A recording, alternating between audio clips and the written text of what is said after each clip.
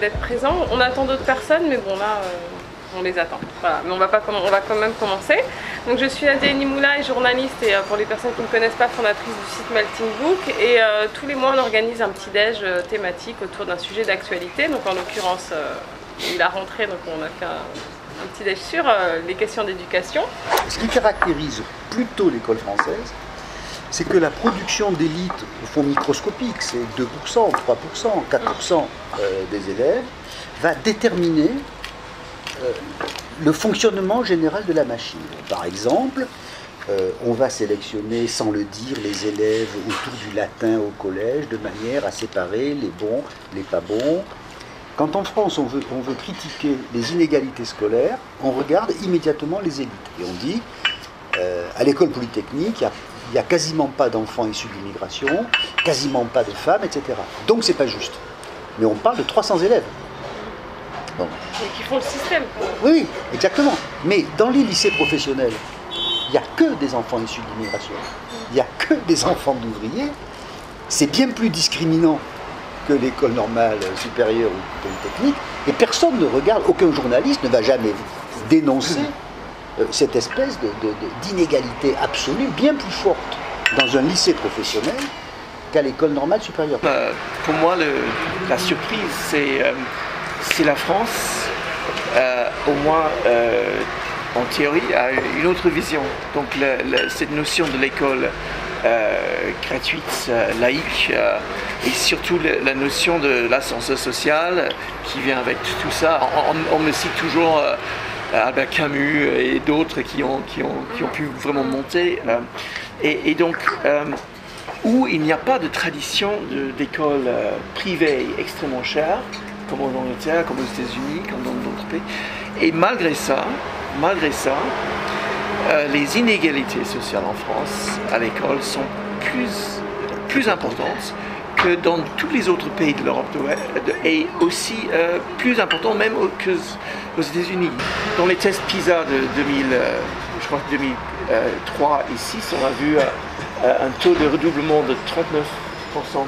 Et la moyenne, moyenne pour les pays OCDE, c'était 13%.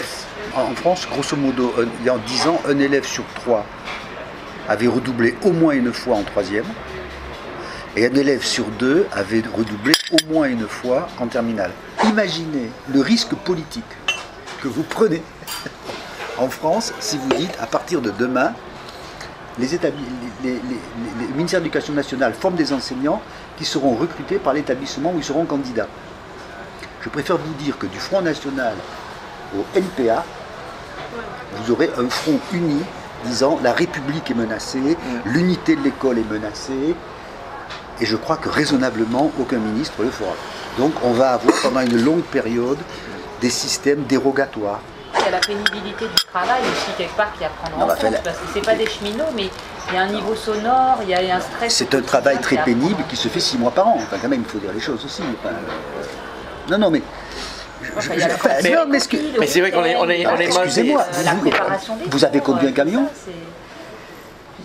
Non, je peux essayer, vous allez voir. Parce qu'on recrute chez Carrefour, et en général, les enseignants, ils ne veulent pas aller bosser comme caissière chez Carrefour, quand même. Il faut pas... Enfin, je suis un peu vache là-dessus, mais il y a une rhétorique de la plainte qui est quand même un peu étonnante. La raison pour laquelle les gens, aujourd'hui, on a un problème énorme de recrutement, c'est que les bons étudiants ne veulent plus être enseignants. Et ne veulent plus être enseignants, je peux vous le dire parce que je suis dans une université, c'est pas à cause du fric. C'est pas fondamentalement à cause du fric. C'est parce qu'ils se disent, l'image que j'ai de ce métier, c'est un métier de chien. Ils savent, ils sont sur le terrain. J'étais directrice d'école, d'une école maternelle et élémentaire de 10 classes. On peut nous poser des questions.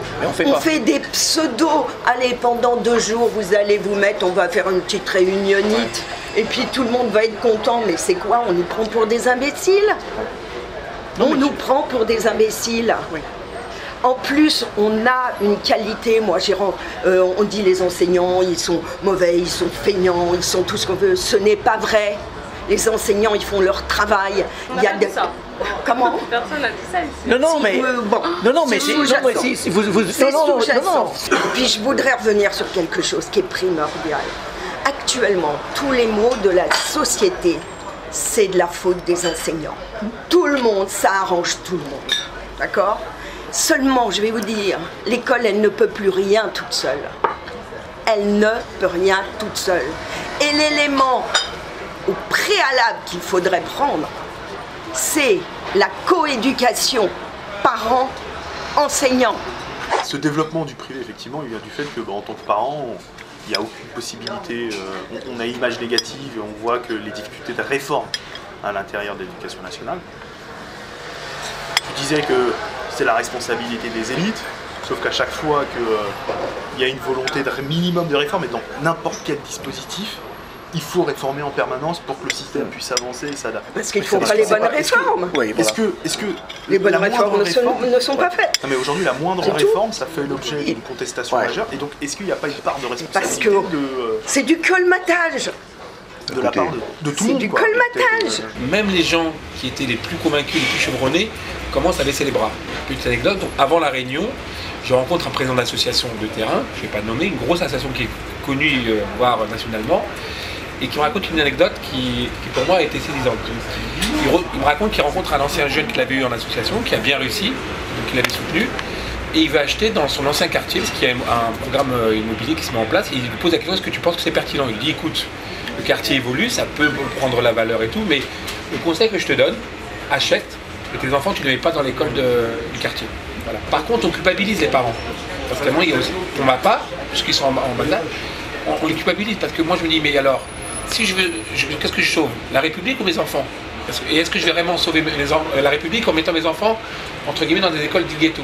Et on a eu des enfants qu'on a mis dans le public. Et puis l'année dernière, on a changé notre fusil d'épaule, on les a basculés dans le privé. Un peu à contre-cœur, parce que c'était pas notre idéal, mais parce que les collèges qui étaient à côté de chez nous d'abord avaient un niveau qui s'effondrait. On le voyait au niveau du brevet des collèges, ça devenait absolument catastrophique, parmi les plus bas de France. On vit dans un quartier qui est un peu difficile. Alors nous, on est dans un petit quartier pavillonnaire, mais avec des cités autour, et donc le collège, il est pour tout le monde. En soi, je veux dire, nous, on a choisi d'habiter là aussi parce qu'on voulait que nos enfants vivent dans des milieux brassés. Voilà, c'était aussi notre idéal. Mais après, concrètement, il y a aussi l'histoire des professeurs. C'est que dans ce collège, l'année d'avant, il y a eu plusieurs professeurs qui ont été absents plus de 6 mois dans ces collèges et qui n'ont jamais été remplacés. Alors vous imaginez le dégât pour un enfant qui tout au long de l'année n'a pas de prof de français, n'a pas de prof de maths. Donc les fils et les filles d'immigration première génération, on a testé en 2012 dans tous les pays, dans les PISA, donc les élèves de 15 ans, le niveau scolaire. Donc dans la plupart des pays, donc la moyenne c'est à peu près une vingtaine de pourcents qui ont vraiment des difficultés scolaires, qui sont première génération immigration. En France, c'est 43%. Et donc, il y a en tout cas un problème plus large que l'école, que la société, pour bien intégrer. L'instruction permet effectivement, voilà, à travers le savoir, le savoir-faire et le savoir-être, d'édifier une personne, un individu, et donc ça participe de son éducation, mais il y a également l'éducation qui est quand même vraiment la prérogative des familles. Donc voilà, mettre en avant cette éducation à la fois morale et sociale. Il faut j'ai vu pendant 40 ans énormément de réformes qui ont été des colmatages et non pas une réforme profonde. Nous subissons et nous récoltons ce que les élites ont semé. Il faudrait peut-être à un moment donné partir du terrain et non pas d'en haut. Et puis ce que j'ai entendu là, c'est énormément de statistiques. Et on ne peut pas rénover l'école avec des statistiques.